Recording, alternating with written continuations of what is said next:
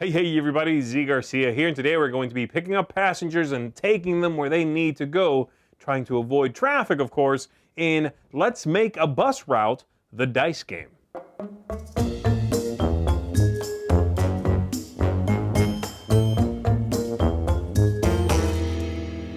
Let's Make a Bus Route, the dice game here is a follow-up to Let's Make a Bus Route, which is a writing game. It's not really a roll and write, it was more of a flip a card and write game in which you were using markers to draw the path of your bus, picking folks up along the way, dropping them off for victory points, and then avoiding going over each other's routes and creating traffic, which would penalize your score. So this one is now only for 1 or 2 players. It's a smaller box, and it is a roll and write, a proper roll and write. You'll be rolling dice, drafting those, marking passengers and various things, and then, again, moving around on the board. It's a simplified version of the other game. So what do I think of it? Does it improve the original one? Does it stand side by side with it? Do you need both? Well, let's go ahead and take a look at how this works. We'll come on back after that, and I'll try to answer some of those questions. In the game, each player is going to be the start player 12 times, so 12 rounds per player. And at the end of those, we are going to calculate victory points from a few different things we have accomplished and see who's got the highest total. They'll be the winner. So we've already done a little bit of setup here, and we are ready to begin. So we're going to give the start player to either player. So we're going to start over here, and they are going to grab all these white dice and roll them into the lid of the box, which has a little felt in it, so it can act as a little dice tray. From those, the start player is going to select 3 dice and use those to mark things off on their sheet, okay? So, for example, I might take this one here, which is a student, and I might have this player take this one, which is for a tourist, and perhaps one of these for the parent and child die. So there we go. I leave these other 3 right here, and then we make some markings on our board. In the game, we are going to be picking up tourists, picking up laborers, the elderly, perhaps some students, various things, and then moving them around town, taking them where they want to go, to the sites for the tourists, take the laborers to work, and go to the universities, to the schools for the students, various things like that. That's what's going on in the game. You also have a starting letter that you're going to get bonuses for if you go through those spaces, and we began somewhere we chose. So the pink player is here on this A, and the blue player there on that C. So we're sharing the board, and also avoiding taking a few penalties, including some created by traffic, by going over each other's lines, as well as these red intersections, which are, traffic you want to avoid. So with these 3, I'm going to mark things off. So I'm going to pick up 1 tourist here with this one, and with the child, I'll mark one of those. And then with this one, I can fill in one that already has a circle, such as this starting one there. So there we go. And once that's done for the start player, then the second player is going to select one of these and use it for movement, all right? Up here in this space, we have the different kinds of faces on the dice and the associated movement that will come with it. So for example, let's take a look. These 2 are the same, so I'll just remove one for now. This one lets me move 2 spaces, and I can change directions after the first one. And this one lets me move a single space. So I'm going to go ahead and select this one for the blue player. You mark that you selected one of those. You only can choose each one twice. And then I make that move here on the board. So for example, I might go, I'm going to go here to that empty space. And then I'm going to go here. Let's take a look. I'm going to go here to that empty space. That's 2. And I could have changed direction if I wanted to. I didn't, so that's okay. Now, when you end on one of these traffic lights, you have 1 more free move. You can change directions if you want to. So I'm going to go ahead and move to there. If I was looking for B, that would be great right now. I could have marked myself a bonus for arriving at another B. But I don't care for that one. I'm trying to get to a different letter. So now that that's done, and by the way, at the beginning of that round, the pink player should have marked off that they were taking their first round. So at the end of that, we pass this to the other player. And you grab all the dice, you mark that it's your first round as the blue player, and you roll them all, like so. And now I'm going to select some of these things. So I might select, let's see where I am. Okay, I'm right near a place where I can drop off laborers. So I'll take a couple of those and mark those spaces on my board here. And then I'll take one of the elderly, and they will give me victory points for picking them up and dropping them off, okay? And that's an automatic thing for those. The points for those just accumulate. So that's it, and now this player will select one for movement. So they've got, let's see, one tourist right here.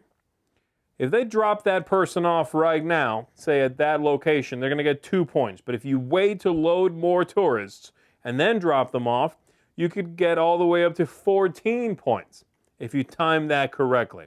So you need to figure out how you want to do this. Again, we look at these symbols up here, and we will select one of them. Let's see. They're starting there. They could go, let's do that. Yeah, so they're going to select this one, which is 2 legs of motion, but you have to change directions after it. They will mark that they've selected one of those, and then make their adjustments here on the board. So they're going to go 1 there, and 2, change directions to there. They went through a red area, which means they take a little bit of traffic. So you mark that in the corresponding space. And if for every other space you go through that creates traffic, you lose some victory points. But now they've arrived at that marking, so you get to circle this space. And later on, by taking a matching die, you can fill it in. And that'll be victory points. All right? So that's done, and again, we switch to the other player. So the different areas, I'll go ahead and explain them briefly, okay? This one I've already basically explained. Pick up the tourists, drop them off. You only get to drop them off 3 times. And if this first line is filled, you can now load anyone else until you drop some off. And then you get points, and you can start loading the next ones. This works very similarly, but you also get a bonus if you have 2 or 3 when you drop them off. This one here is simply a multiplier. However many students you loaded times how many of the 3 institutes or universities you visited. This one down here, you have to make the circle first by reaching the location, and then you can fill it in by taking the die and marking it off. The elderly is simply a track that goes up as you get, each one will give you the first 2 a point, then 2 points, and so on. Over here, you've got a few special abilities that you can unlock by taking the die faces and not marking them anywhere else, simply marking them here. And they allow you to re-roll a die or add the black die to the pool and take that one and roll it as an extra die for yourself. So some special abilities there. And then these 3 here are all penalties. So this one gives you a penalty if you can no longer take a movement of the type you're forced to take. This one here allows you to mark one of the spaces off and then change directions when you wouldn't normally be allowed. It's a great way to get out of a jam. And then this is for traffic, which you already saw. So there you go. You're managing this over the 12 rounds, trying to be careful here, trying not to run yourself into a dead end. If you cannot move, you are going to lose because you can never go back to a place you've already visited. You can't go through an intersection that you've already been to. You need to be very careful about that. And get the highest victory points from adding all of those up. Your penalties down here. If you have the highest score, of course, you are going to be the winner of the game. Very simple, straightforward, with the players going back and forth between taking a writing round and a moving round. And you go back and forth doing those things. So there you go. Let's go ahead and go back up top. Let me tell you what I think of it. And that is the dice game version of Let's Make a Bus Route. Now, the original game, Let's Make a Bus Route, is one of my favorites in the blank and write type games. I think it's attractive. It's got a cool theme. It's got a tight time, play time. I love that everybody's using the same board, and so you have to be mindful of where you go, you know, which path you take, all of those things. And It was just a very enjoyable, welcoming game. It's one I like a lot, like I said. And this one is very good as well, but I don't like it quite as much. So I'll say that right away, okay? I like the other one a little bit more. That's not to say I don't like this one. I think it's very nice, especially at 2 players. It's a very interesting 2-player game in here. But let's go ahead and break it down, shall we? I'm going to start with the theme at the top. It's a very lovely theme, and the only problem I have with it is that half the theme is super weird because it's this that you saw on the table in which you're moving around on a bus, I guess, the city. Dropping people, picking people up, dropping people off, all of that stuff. And then on the other side, it's Mars, which I didn't show you in the overview. And this doesn't make one lick of sense. It's not the rover, because you're picking people up and dropping people off, but it's on Mars. I don't understand why this wasn't a city and then another city on here. The only reason I can think of them doing this is because the corners on this one have that W, which stands for warp. So you can warp from one of them to another one.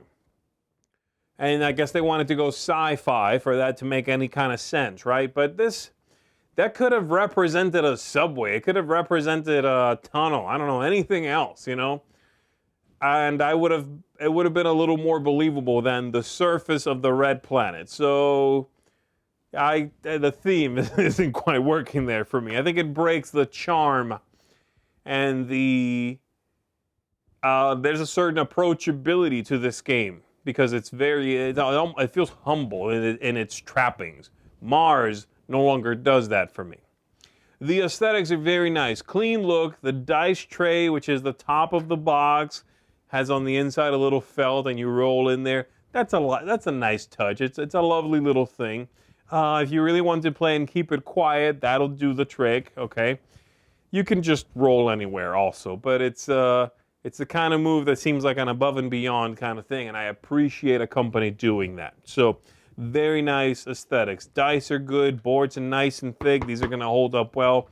The markers that come in here are quality markers, no problem at all. The replay value is pretty good. I mean, again, yes, you have the 2 sides, so there's replay value there. And there's plenty in the game to pursue or ignore. The special abilities. So let me find these. Here we go. Special abilities down here. I've played games where I don't unlock a single one of them. I just don't go for it. I'm busy doing other things, getting points elsewhere. But I don't have special abilities in that game. Some games you try to get those right away and then really give you the flexibility of re-rolling when you need to or changing a die when you need to and having just the perfect combo so that you can go where you need to go on the central board. You will have games where you really focus on, picking up students and hitting up all 3 of the universities. Some games you'll do something entirely different. So I really like this. Yes, you're probably doing a little bit of it all, but where you focus, where you begin on the board, this letter you're going for, it will all change up what you're doing, and it feels very replayable. The game arc. I think the game's a little long, okay? It feels longer than the original one. I don't know if it really is longer than the original one, but it feels that way. And when you're playing with 2 people, you have this idea of alternating types of turns, which is nice. But it does feel, by the time you get to like the 10th turn, you're like, all right, are we there yet? So it's a little long. And you're playing solitaire. You are playing on a single board. Well, you have a single one of these, and you're playing on this board, or this one, whatever. And you're going to play one time through being blue, and then one time through being pink, with leaving the blue there, right? That's the idea. And that feels a little long. So that's my main takeaway. It's good rising tension, don't get me wrong, towards the end of the game where you start running out of possible moves because you cannot double back to an intersection you've been to. You will have some nice tension. You're like, wow, I wish I could have gone there, but I can't get that close to that spot anymore. But yes, it's just a hair of outstaying its welcome. Ease of play, smooth. You feel like you're always involved, whether you're playing solitaire, which of course you are always involved, or 2-player. You're always working towards something, and I like that very much.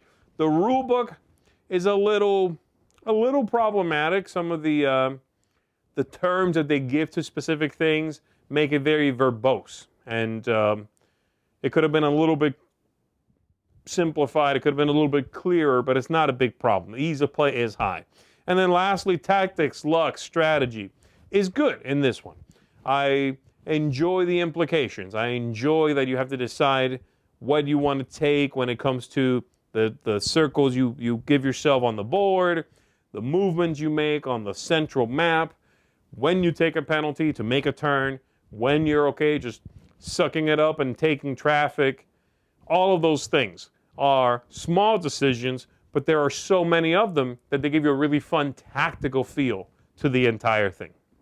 And yes, there's luck because you're rolling dice, but it feels like it evens out. It doesn't. You don't really feel like, oh man, I'm getting hosed because of the luck. No, you probably should have not turned that way, or you probably shouldn't have taken that die, and that's how it comes across. So overall, I really do like it. I prefer the other one, yes. But if you want a solitaire one, or one that is just for two and you want something in a smaller package, I would say this is a good one for that. If you want something that's a pure roll and write, this is a good one for that. This is going to get a 7.5 out of 10 from me. So I do recommend it. Saashi and Saashi, they make very quirky, engaging, attractive games that feel, again, very earthy, and there's a certain sort of humble quality to all of their games that is almost relaxing. That's how I find them. They are like a bit of a warm blanket is how these games come across. And this one manages to give me that feeling yet again. So I do recommend it. Again, 7.5 out of 10, seal of approval. All right, everybody, that's going to do it for me. My name is Garcia. I'll see you on the next one.